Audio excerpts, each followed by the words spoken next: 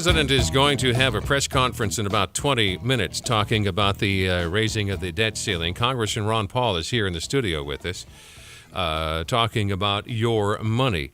What do you think? What do you expect the president to say? What can be said this morning? What's left to say? He's going to urge the Congress to raise the debt limit, and if we don't raise the debt limit, we're going to default, and that's his definition of default.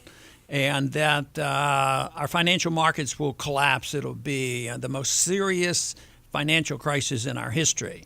And I think he'll be exaggerating, of course, because it isn't that desperate. But I think he'll, again, use fear tactics and frighten the members of Congress, frighten the American people to get on to the members of Congress, right. To raise the debt limit. The Washington Post, on their fact checkers section, said this about some of what we've been talking about. The Congressional Research Service crunched the numbers. They're pretty grim. The time frame is a little different than the August default of the CRS report measures spending between April and September 30th. But the ratio is about the same.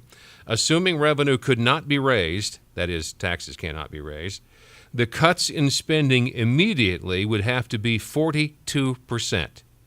Even if all discretionary spending were eliminated, that would include defense spending, mandatory spending such as Social Security, Medicare, and Medicaid would have to be reduced.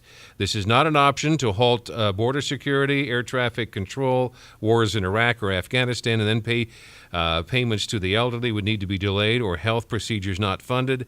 In theory, some payment suppliers could be put off for a period of time. What in the business world is known as leaning on the trade. But for what it's worth, the Treasury Department argues this would be perceived as a default by another name. Yeah, that's possible, but the real big default is to continue to do what we're doing and default by destroying the money. And I think that he will probably carry the day. People are going to be frightened, which means the debt limit will be increased, and we'll continue to do what we've been doing.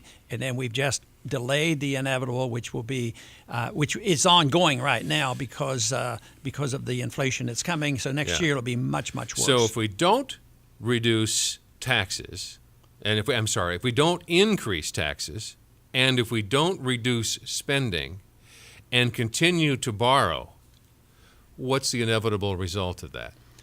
Well, if we don't cut the spending, of course I'm not going to raise taxes, but if we don't cut the spending, it's going to destroy the dollar, and that's going to be much, much worse than what he's claiming that we have to do, and that is raising taxes right now. I mean, is just unbearable under these circumstances. But there's not going to be any. Just on the rich.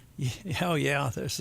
I think the ones who create the jobs. Well, the people, those people who are driving around in tax subsidized jets. I think the president went after jets about 8 times in his last speech. Remember a couple years ago when they went after the yachts? Yes, they destroyed the yacht industry. Yeah, and who got it reversed? It was the workers that got it reversed. It wasn't the people who own the yacht companies. The workers said, hey, we lost our jobs. And that, of course, is what would happen. Let's talk to some of the folks who have been very patient with us. Congressman Ron Paul is here in the studio with us. The subject that we've been talking about today is difficult, but I think it is pivotal to our economic well-being. This is State Representative Glenn Massey. You'd like in on this conversation? Yes, I would, Jan. How are you this morning? Doing great. Dr. Paul, good to hear you on the radio with Jan. Thank you. This subject of the auditing of the Federal Reserve, I wanted to remind you that the state of Iowa was the first state that had all 5 of our elected representatives in Washington on board to participate in that audit. Wonderful. It was some of the bees peeled off later to a more watered-down, toothless version, but they initially were there.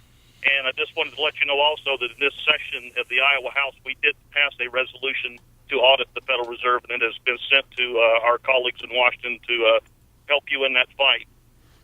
Well, that is wonderful, and what I like about it is The results of getting that bill passed last summer, at least in the House, came from the grassroots. It wasn't because I was able to twist arms, because I didn't have any clout in Washington as much as I had influence with people outside of Washington. So people like you and others went to their members of Congress, and that's the way it has to come.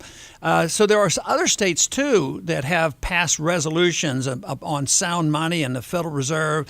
I consider that very, very healthy. This is the most exciting thing that we've had doing in the discussion of money in many, many decades, probably even since the Federal Reserve existed, that the American people are waking up. They know it's important, and they know that we have to look into it, and the monetary issue is a big deal. When you think about it, central economic planning is done by manipulation of the entire economy, and the money is one half of the entire economy. So they're in every transaction, and they're pretending that they can take a monetary unit and change its value every single day. That's like building a skyscraper with a yardstick that changes its measurements every single day. The building is not a sound building. It's a shaky building. Our economy is shaky because we do not have a sound currency. We vary the value of it continuously every single day. Ron, I know you're aware of this. Is an excellent book that will help people understand this rather difficult subject, although it's fairly simple when you boil it right down. It's called The Creature from Jekyll Island, and it's a very interesting read on how this whole house of cards is built and what it's going to take to dismantle it. Absolutely. It's a very good book, and I wrote a statement as an introduction to that book. Is that Edwin? Was it Griffin. Griffin, yeah. I remember. I had a chance to interview him a couple times good. over the years. My in-studio guest, Congressman Ron Paul, is here. And this is Larry. Good morning, Larry. Yes. My question to the congressman is they keep talking about messing with Medicare and with Social Security. I want to know if this is also going to include their retirement plan and their medical plan. As of now, I haven't heard any talk along that line because of the benefits that the members of Congress get, with their retirement plans. Even from the very first day I went in, I thought it was a little bit more than I should expect. So I've never participated in that, and I don't think any tinkering will involve the congressional pension plans, but I don't think they're that far along because it's such dynamite to even talk about, the plans. But if you did Social Security, members of Congress, are into the Social Security system as well. So if you change Social Security, you would change the congressional Social Security, but not necessarily their pension funds. And the group that will probably protect them are the union government workers because they're going to, be a strong lobbying effort. So I think we have a long way to go to know the details of what they might do on changing the entitlement system. Okay, thank you very much. Thank you. Did I just hear you say that you did not choose to participate in the congressional pension plan? No, I never did. It actually has been toned down a little bit, but when I first went in, it was really, really a great benefit. And so why did you choose not to then? Because I didn't think it was morally right to do so, so I didn't join it. So you have Social Security, though. That's obligatory. Yeah, I've been paying into Social Security. Oh, okay. And you've been buying gold. I've been shorting the dollar. I'm an insider, and I tell people the dollar's in trouble. You might be the only one I've ever talked to as a member of Congress who said, I'm not going to participate in the pension plan. Well, I haven't. I'll have to say that I did talk to one other person because he came up to me and said, Ron, he says, I think you and I are the only two in the Congress, and his name is Howard Coble from North Carolina. He came up to me and made that conversation.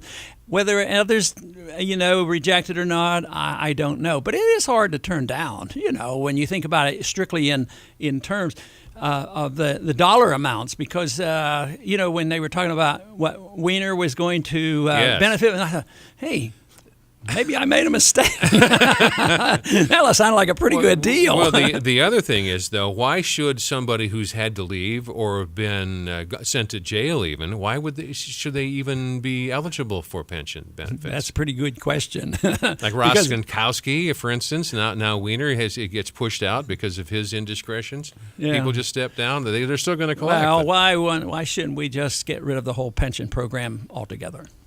Okay. Deal. I'll sign that bill when I'm president.